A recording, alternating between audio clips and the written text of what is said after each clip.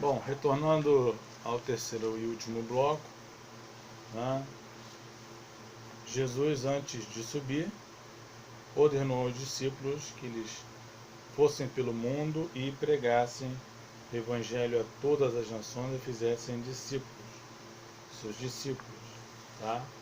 Não só os 12, mas também os 120 que estavam lá no cenáculo, não foram revestidos pelo Espírito Santo, tá? E outras 500 pessoas que estavam lá também, tá? Então, aí na página 11, Geografia Missionária, a missão dos 12, diz assim: grande parte do mundo antigo inserido pelo Império Romano, que era o império que estava na época, foi de 166 a.C. a 466 depois de Cristo. Foi alcançado pela mensagem divulgada pelos apóstolos a quem Jesus Cristo escolheu. Esta semeadura, iniciada pelos 12, perdura por vários séculos e geograficamente é também realizada por sucessores, muitos deles anônimos ao longo de toda a história do cristianismo. O trabalho geográfico missionário dos apóstolos alcançou praticamente todo o mundo conhecido da época: Itália, Grécia, Turquia, Síria, Líbia, Jordânia, Arábia, Armênia, Irã, Iraque, Índia, Etiópia, Egito, França, Espanha, Portugal, Inglaterra, Macedônia, Líbia, Tunísia, Marrocos, Bulgária, Romênia, Chipre, Argélia, Afeganistão,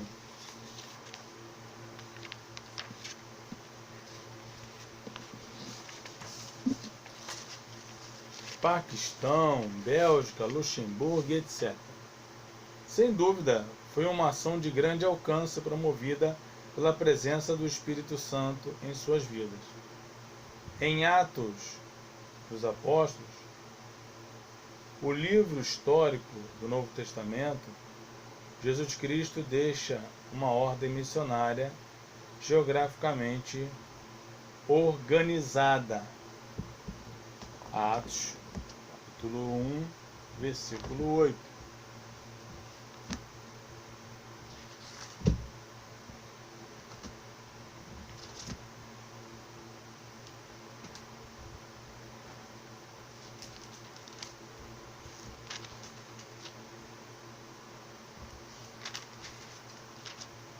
Mas recebereis virtude do Espírito Santo, que há de vir sobre vós, e ser-me-eis testemunhas, tanto em Jerusalém, como em toda a Judéia e Samaria, e até os confins da terra. Pois é, essa foi uma ordenança de Cristo. Só que a igreja se acomodou.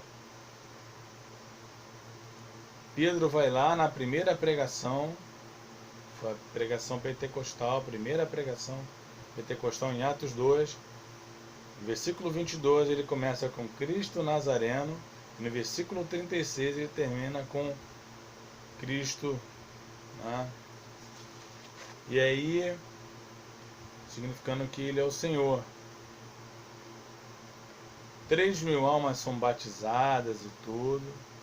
Depois mais 2.000 são acrescentadas, total de quase 5.000 e alguma coisa. Mas eles ficaram ali. Mas o objetivo não era ficar em Jerusalém. O objetivo era que eles fossem espalhados por toda a terra. Então Deus levanta o apóstolo Paulo, na época era Saulo, e Saulo começa uma perseguição, encerrando muitos cristãos nas prisões.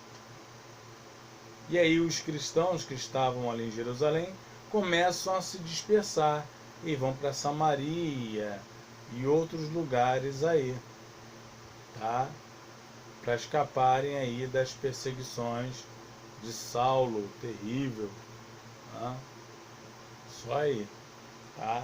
Mas a princípio a igreja se acomodou aqui como fazem muitas igrejas. Se acomodam no banquinho da igreja louvou, cantou, ouviu a palavra, vai para casa. Evangelismo que é bom, nada. Tá? Evangelismo que é bom, nada. É o que ele fala aqui. Tá?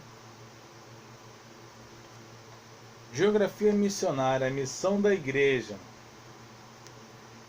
Em relação à ordem imperativa descrita em Atos 1:8, Jesus Cristo não estava dizendo simplesmente que sua igreja precisava escolher uma dessas áreas geográficas para trabalhar ou que deveria começar por cada uma dessas. Claro que não. Ele fala, ide por todo o mundo, Marcos 16:15. Pelo contrário, a ideia bíblica do termo aqui é trabalhar ao mesmo tempo em todos os lugares. Mediante este fato, aprendemos que esta obra missionária deve atingir as grandes cidades capitais de nações, pois a ordem salienta de forma clara Jerusalém, berço dos primeiros acontecimentos da história. Judéia era a província na qual a cidade de Jerusalém representa o trabalho missionário no estado em que vivemos.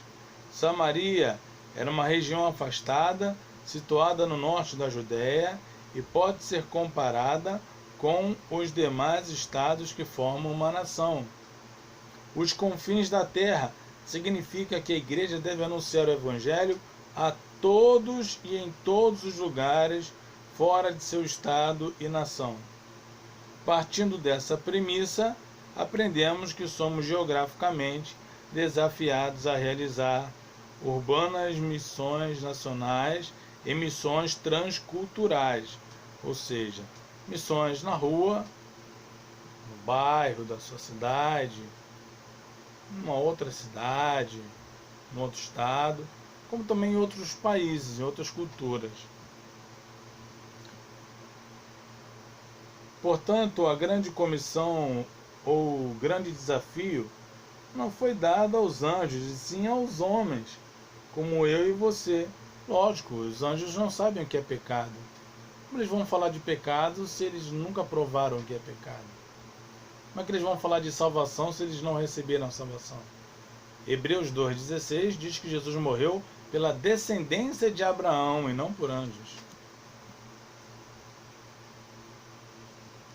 Missões é levantar os olhos, erguei os olhos e vede os campos. Está em perfeita sintonia com a mensagem das Escrituras do Antigo Testamento.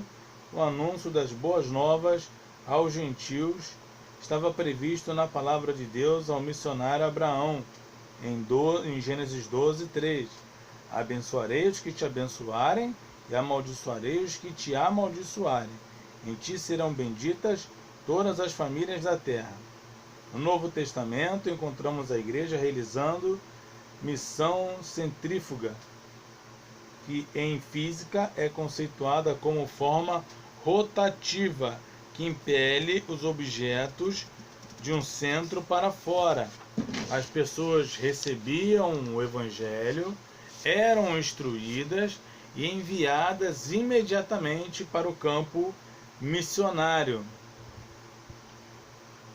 Ou seja, a igreja enviando missionários para fora de seus limites culturais, com o objetivo de atingir outros povos. Portanto, a natureza da missão da igreja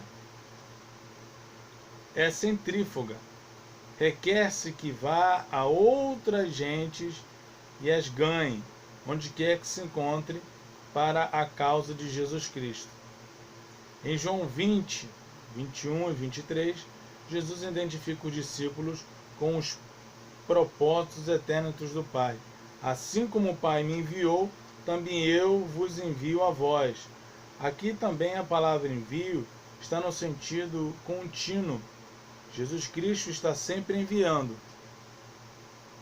Se converteu, foi discipulado, recebeu o alimento sólido, foi preparado, campo, missão.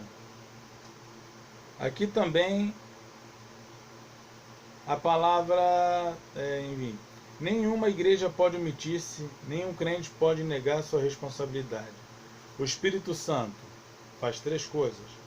Conduz os discípulos a entenderem que o Evangelho também é para outros povos, guia os obreiros ao campo missionário, chama os obreiros às missões transculturais, tá? Eu não sei se dá tempo ainda, mas nesse livro aqui, o Fator Melquisedeque, tem um assunto interessante. Eu não sei se dá tempo.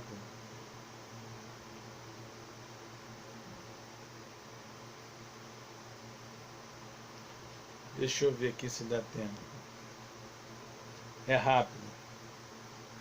O apóstolo Pedro ampliou seu ministério ao mundo gentil, chegando à distante Roma, e foi crucificado de cabeça para baixo pelos pagãos romanos nessa cidade. Tomé, diz a tradição, permitiu que a linha da grande comissão levasse à Índia. Naqueles dias, a palavra Índia significava tudo que estava a leste da Síria. Porém, a evidência indica que Tomé pode ter alcançado até a região de Madras, que fica na extremidade sul da Índia, propriamente dita. Várias igrejas, muito antigas nessa região, se dão o nome de Mar Toma. O nome Toma talvez seja derivado de Tomé. Conta-se que André viajou para o norte do Mar Negro, entre as tribos bárbaras da Sítia, antepassados de diversos povos modernos ao norte da Europa. Outros apóstolos aparentemente chegaram à Etiópia, África do Norte, Síria e possivelmente Sul da Arábia. Algum dia, talvez os pesquisadores venham a descobrir documentos antigos que esclareçam com mais exatidão o que realmente aconteceu nos últimos dias de vida missionária na vida missionária de cada apóstolo. O que por fim convenceu de colocar realmente em prática a última linha da grande comissão do Senhor teria sido a leitura do livro de Lucas, Atos dos Apóstolos, explicando como realizá-la, e finalmente os levou a crer que podiam alcançar outros povos com o Evangelho, como Paulo e Barnabé já faziam. Ou teriam sido a destruição por Tito em 70 de Jerusalém, a persuasão final que os forçou a sair de seu ninho de uma vez por todas. Qualquer que tenha sido essa força, a maioria deles colocou-se em movimento, e desde então, pelo menos alguns cristãos têm continuado a mover-se em obediência à última ordem de Cristo, levando a mensagem a todos os povos. Mas nem todos, fique sabendo. Apenas uma pequena minoria tem obedecido à grande comissão em cada geração. Porém, essa pequena minoria de cristãos vem sendo há 2000 anos o fator mais poderoso em toda a história, ungida pelo Espírito Santo. Os pontos altos de sua incrível história, deliberadamente subestimada ou até ignorada pelos historiadores seculares, será tema de um próximo conto, próximo livro. Descreverei em detalhes alguns dos pontos negativos, tais como o holocausto muçulmano, sacrifício dos vikings e a praga. Em último lugar, vou mostrar que nós, como cristãos modernos, nos apoiamos sobre os ombros dessa pequena minoria de precursores que compreenderam que a linha de baixo da aliança definia a imutabilidade do propósito de Deus. Eles nos transmitiram esse entusiasmo que pode nos levar a abençoar todos os povos ainda não abençoados na terra, caso não percamos esse impulso vital. A sua viagem missionária, a sua pregação missionária, salvará muitas almas do inferno. Portanto, temos em nossas mãos a possibilidade de finalmente fazer frutificar a promessa de 4.000 anos feita por Deus. Se apresentarmos o fator Abraão, recusarmos qualquer pacto com o fator Sodoma e reconhecermos o fator Melquisedeque com o dízimo de crédito por ele no mercado, poderemos cumprir esta missão: levar a mensagem de Cristo a todo mundo, libertando as almas cativas do inferno. Então, meus irmãos, esse livro é Fator Melquisedeque, é um livro de missões, muito bom, tá? Recomendo, tá? E nós encerramos a nossa aula por aqui, tá legal? Que Deus abençoe você, que Deus lhe dê um ótimo fim de semana, que Deus abençoe sua casa, sua família, sua vida sentimental, material, sentimental e espiritual. Que Deus abençoe você e até a próxima, pela graça de Deus.